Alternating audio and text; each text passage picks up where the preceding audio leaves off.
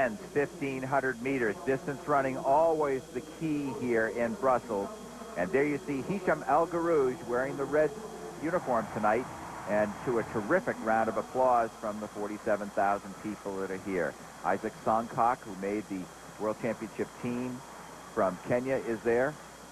And again, just a hugely deep field. All these athletes have run a minimum of the equivalent of a 3:53 mile to get on this starting line. There, number 86 is Mehdi Baala, who took the silver medal to El Garouj at 1,500 meters in France. And of course, they went crazy for him running up in El Garouj as well as he did. And what can you say about El Garouj? The fourth title. He then went and lost the 5,000 meters almost in a photo finish at the finish line, running a very strong, aggressive race. He truly has it, this event, the 1,500 meters, completely at his own will. He missed the world record in this event at this stadium by just 0.12 of a second 2 years ago. So he loves running here.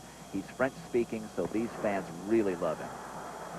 And El Garouj has 7 of the 10 fastest 1,500-meter times ever run, does El Garouj.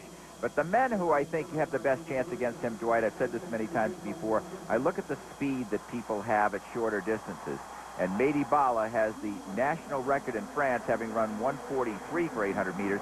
He's the type of guy who has a chance to someday get up and race with a man as talented as El Garouj, who rarely ever runs 800, but I think has a chance to do something like that. David Lelay, the paid rabbit here, the goal is to run about 1 minute and 51 seconds for the first 800 meters. He is towing the field along. I spoke to El Garouj after his victory in Paris and asked him how much of the difficulty is the adjustment between running these rabbited type of races in these Golden League meets and then having to run rounds and run potentially a tactical type of race that is not set up at the World Championships and Olympic Games. And he said he really does have to adjust not only his training, but he has to adjust his mind as to how he actually approaches the race and what kind of race plans he puts together. These races are run for him. They are designed to be fast affairs. Anybody who can hang on is welcome to, but this race is set up for El Garouj. They went by in a fast first lap of 54+ seconds, and Anthony Whitman, who is supposed to take everybody by in number 99, is the rabbit who is due to take the lead after the halfway point to push the pace. El Garouj right now in 3rd place. Baala is in 4th. El Garouj, after the World Championships, went home and said, I was so tired, I slept for 12 hours a day for 4 days, flew back over here, had a press conference yesterday, and wound up doing this meet here the next day. So is he tired? We don't know yet, and he doesn't know. He probably knows now whether he feels pretty good. You can never really tell. He's so fluid, but I like the way Baala stays right there with him.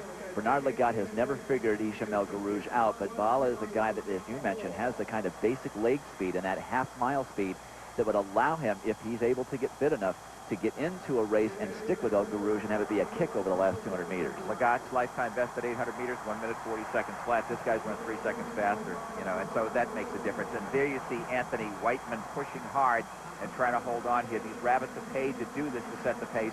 Look at him swing wide so he doesn't impede El Garouj if he chooses to set a faster pace here. Garouj ran in the 5,000 meters as his last race in 5 days. It was astounding. The first mile in 4:08, the last mile 4:04, and he ran a mile in between 2 miles of the 3 in 8 minutes and 12 seconds for 2 miles, and I adjusted the metric distance for the miles to get to that calculation. There is Baala holding on tightly here, and they're coming up right now to less than a lap to go. 2:47, terrific time through 1,200 meters. Baala in 2nd place, and that's Korir from Kenya in 3rd. Normally at this point you've got Lagat back by 5-6 meters and El Garouj is clear. Baala is not giving it up. He is not letting him go. He did the same thing as the World Championships. He's really starting to get used to the idea of being there with El Garouj and pressing him. You can press El Garouj in big championship type of event. That's been proven in the Olympic Games. El Garouj in 1st place. Mehdi Baala from France in 2nd. And here goes the acceleration by El Garouj to get away. He is successful, and Baala's tying up a little bit here. But Baala holding on very well. Terrific time. 3 minutes, 28.40 seconds. Is the unofficial time. That is the fastest time run in the world this year. And his time works out to the equivalent of a 3 minute 45-second mile as they share congratulations and excitement with Mehdi Baala, who's virtually in tears on the track. And look at Baala. You can tell he is really suffering. El Garouj, a little bit of a wince, but he looks back once, twice, realizes that he's got it in hand. It's just another day at the office for Ismail Garouge. It's hard to understand how this guy can be beaten at this distance in any race. Mehdi Baala, just a half a second behind, establishes a French national record and just misses Fermin Cacho's European record by 3/100ths of a second. And you can tell that Baala is paying the price. He ran some hard races in Paris as well, but that record's got to feel good. So the young man who at 19 years of age ran a 3:53 mile continues his progression on the world scene.